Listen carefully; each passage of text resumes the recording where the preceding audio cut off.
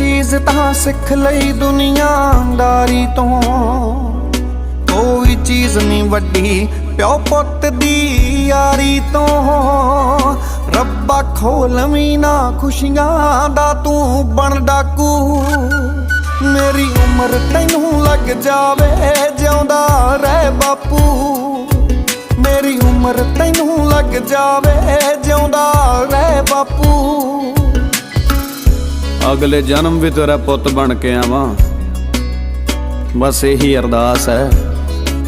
वो लोग जहाजां ते लख चढ़दे होणगे बापू, मेरे लिए तेरे मोढे ही बिजनेस क्लास है, मेरे लिए तेरे मोढे ही बिजनेस क्लास है।